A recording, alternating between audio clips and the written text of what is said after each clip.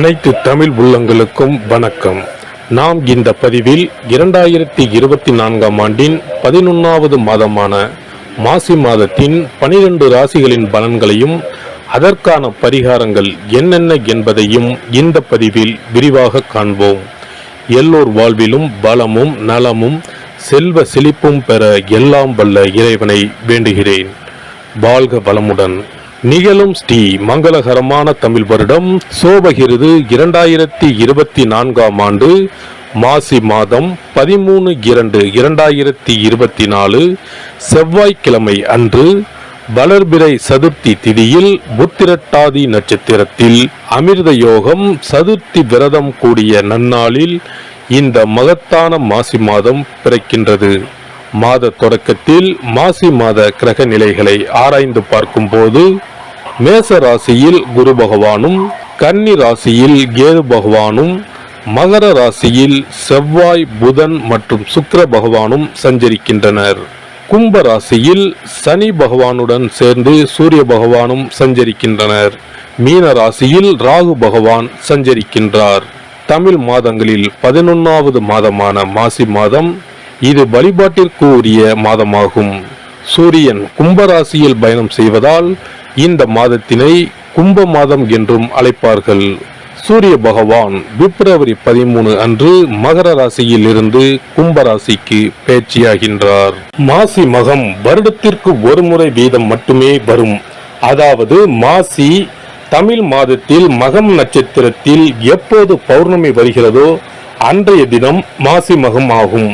12 வருடங்களுக்கு ஒரு முறை வருகின்றதை மகா மாசி மகம் தினம் என்று அழைக்கிறோம். இது கும்பகோணம் கும்பேஸ்வரர் கோவிலில் வெகு விமர்சையாக நடைபெறும். அதேபோல் திருக்கோஷ்டியூர் பெருமாள் கோவிலிலும் இந்த திருவிழாக்கள் வருடத்தில் ஒரு முறை வருகிற மாசி மகத்தில் நடைபெறும். இந்த நாள் எதற்காக நாம் கொண்டாடுகிறோம் என்றால், நமது பாவங்களை போக்கவும், பித்ருக்களை வேண்டுவதற்கும், தோஷங்களை போக்கவும் மற்றும் மகப்பேறு கிடைக்கவும் நாம் கொண்டாடுகின்றோம். அனைத்து வருடங்களிலும் ஒரே மாதிரி தேதிகள் வராது. வருடா வருடம் தேதிகள் மாறும். கங்கை, காவிரி போன்ற நதிக்கரைகளில் புனித நீராடி நாம் முன்பின் செய்த பாவங்களை போக்கலாம். அதே சமயத்தில் புனித ஸ்தலங்களுக்கு இந்த நாளில் நாம் செல்வதன் மூலம் இறைவன் அருள் பெறலாம். இந்த நாளில் நாம் அருள்மிகு சிவபெருமான், முருகப்பெருமான், அம்பிகை மற்றும் பித்ருக்களை வணங்கி அருள் பெறலாம். நதிக்கரைகள், கடல்கள், குளங்களுக்கு செல்ல முடியாதவர்கள் உங்கள் வீட்டில் உள்ள தண்ணீரை புனித நீரென நினைத்து கொண்டு நீராடலாம்.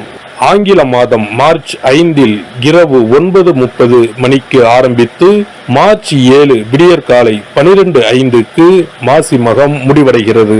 மீனராசி அன்பர்களுக்கு பூரட்டாதி 4ஆம் பாதம், உத்திரட்டாதி, ரேவதி நட்சத்திரத்தில் பிறந்தவர்களுக்கு கிரக ஓலைகள் ஒரு பக்கம் நன்மைகளை வழங்கக்கூடிய அமைப்பிலும், மற்றொரு பக்கம் மன இறுக்கத்தையும் மிகப்பெரிய செலவுகளையும் புதிய நபர்களால் விரயங்களையும் ஏற்படுத்தக்கூடிய சூழலிலும் சஞ்சாரம் செய்கின்றன. ஆனாலும் எவ்வித பாதகமும் இல்லாமல் தான் மாதம் நகரப் போகிறது. மாத தொடக்க நேரத்தில் ராசிக்கு 12 சூரியன், சனி சேர்க்கையும், ராசிக்குள் ராகுவும், ராசிநாதன் குரு 2ஆம் இடத்தில் நிற்பது அற்புதமான உயர்வு, அதிர்ஷ்ட அமைப்பு. இதனால் மாதம் தொடங்கி 13 தினங்கள் முடிவதற்குள் பெரிய மாற்றம் ஒன்று ஏற்படும். அன்றாட வருமானம் உயர்ந்து சேமிப்பு அதிகரிக்கும். உங்களது ராசிக்கு 7.5 சனி காலம் தொடங்கி இருப்பதை நினைத்து வீண் கற்பனை செய்து கொண்டு அதிமுக்கியமான விஷயங்களில் இறங்காமல் இருக்கிறீர்கள். இதனை கைவிட வேண்டும். 7.5 சனியில் விரயசனி நடப்பது உபயோகமான பெரிய செலவுகளை வீடு கட்ட, வீடு வாங்க, புதிய மண்மனை அமைத்து கொள்ள என மாற்றிக்கொள்வது நலம். ராசிக்கு யோகாதிபதியான செவ்வாய் கிரகம் மாத தொடக்க நேரத்தில் உச்சமாக 11ஆம் இடத்தில் அமர்ந்திருக்கிறது. குடும்ப ரீதியான அத்தியாவசிய கடமை விஷயங்கள் பற்றாக்குறை ஏற்படாமல் நிறைவேறும். ஆரோக்கியம் திருப்தியாகவே நகரும். வாழ்க்கை துணையின் இல்லத்தாரின் தேவை, ஆசை, விருப்பங்களை பூர்த்தி செய்து ஆச்சரியத்தை ஏற்படுத்த போகிறீர்கள். திருமண சுபகாரிய விஷயங்கள் சாதகமான முடிவை ஏற்படுத்தும். கொடுக்கல் வாங்கல் மற்றும் நாணய சம்பந்த பிரச்சனைகள், சிக்கல்கள் தீரும். வெளியூர் வெளிமாநில அயல்தேச தொழில் முதலீடு வியாபார திட்டங்கள் திட்டமிட்டபடி நிறைவேறும். இம்மாத செவ்வாய் மற்றும் ஞாயிற்றுக்கிழமைகளில் விசேஷ உயர்வு சம்பவங்களும் எதிர்பாராத பண வரவுகளும் கைக்கு வரும். இம்மாத 1, 9, 13, 27, 29 நாட்களில் எல்லாம் பொன் பொருள் ஆடை ஆபரண சேர்க்கைகளும் சொத்து பத்து சேர்க்கைகளும் ஏற்படும். வாழ்க்கை துணையால் ஆபரண சேர்க்கைகள் காத்துள்ளன. சக நட்பு விஷயங்களில் சர்வ கவனமாக செயல்பட வேண்டிய மாதம் இது. புதிய நுணுக்க விஷயங்களில் முதலீடு செய்திருப்பதற்கு லாபம் காத்துள்ளது. அயல் மாநில அயல் தேச பெரிய பட்ஜெட் சம்பந்த விஷயங்களில் துணிச்சலாக இறங்கலாம். பதவி பொறுப்புகளும் அதிர்ஷ்டத்துடன் வந்து சேரும். வியாபாரிகளுக்கு லாபத்தை தக்க வைத்துக் கொள்ள நீங்கள் பாடுபட வேண்டியிருக்கும். சந்தையில் நியாயமற்ற போட்டிகளை சமாளிப்பதில் உழைப்பு கடினமாகும். லாபம் சற்று பாதிக்கப்படும். சக கூட்டாளிகளினால் பிரச்சனைகள் ஏற்படும்.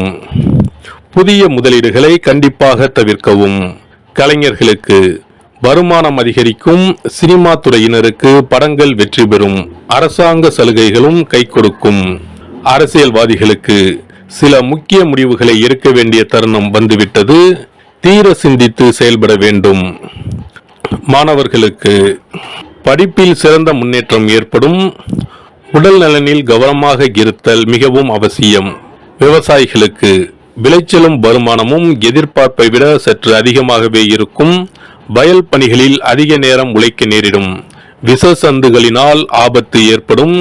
இரவு நேர வயல் பணிகளை தவிர்ப்பது மிகவும் அவசியம்.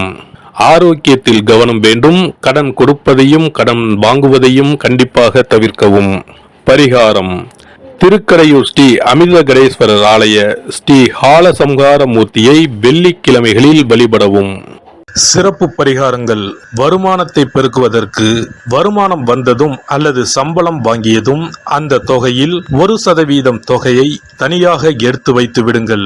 அந்த பணத்தில் பாலால் செய்த இனிப்பு வகைகள் வாயில் போட்டாலே தித்திப்புடன் எளிதில் கரைந்து வாயிற்குள் போய்விடக்கூடிய இனிப்பு வகைகளை வாங்கி ஆதரவற்றோர், சாலையோர பணியாளர்கள், தூய்மை பணி செய்வோர், ஆதரவற்ற நிலையில் வறுமையில் வாடும் குழந்தைகள் மற்றும் தொழிலாளர்களுக்கு கொடுங்கள். மகிழ்ச்சியுடன் உங்கள் கைகளால் இனிப்புகளை கொடுங்கள். இப்படி செய்வதால் சனி சுக்கிர யோகம் உண்டாகும். இதனால் வருமானம் பெருகுவதுடன் கையில் பணம் சேர்ந்து கொண்டே இருக்கும். வருமானத்திற்கு தடையோ பஞ்சமோ வராது. ஏதாவது ஒரு வகையில் பணம் வந்து கொண்டே இருக்கும். இது தவிர மாத சம்பளம் வாங்கியதும் அல்லது கைக்கு வருமானம் வரும்போது ஒவ்வொரு மாதமும் முதல் செலவாக வீட்டிற்கு கல்லுப்பு, ஊறுகாய் போன்றவற்றை வாங்கி வைக்கவும். கல்லுப்பு, ஊறுகாய் போன்றவை மகாலட்சுமிக்கு மிகவும் விருப்பமான ஒன்று. இந்த பொருட்கள் வீட்டில் இருந்தால் மகாலட்சுமியின் அருள் வீட்டில் இருந்து கொண்டே இருக்கும். எந்த காரணத்திற்காகவும் இந்த பொருட்களை தானமாகவோ கடனாகவோ கொடுக்க கூடாது. தினமும் வீட்டை சுத்தம் செய்து அதிகாலையில் நீராடி வீட்டில் உள்ள மகாலட்சுமியின் படத்திற்கு முன் அமர்ந்து ஓம் யம் ஓம் அங் சிவாய நம, சவ்வும் நம சிவாய நம, ஸ்ரீயும் நம சிவாய நம, அங் உங் வங் சிவாய நம என்ற மந்திரத்தை சொல்ல வேண்டும். இந்த மந்திரத்தை தினமும் சொல்லி வந்தால் பணம் வீணாக விரயமாகாமல் பணம் சேர்ந்து கொண்டே இருக்கும். வாழ்க வளமுடன். இந்த வீடியோ உங்களுக்கு பிடிச்சிருந்தா லைக் பண்ணுங்க, ஷேர் பண்ணுங்க அண்ட் சப்ஸ்கிரைப் பண்ணுங்க. பக்கத்துல இருக்க பெல் ஐகானை கிளிக் பண்ணுங்க. நன்றி, வணக்கம், வாழ்க வளமுடன்.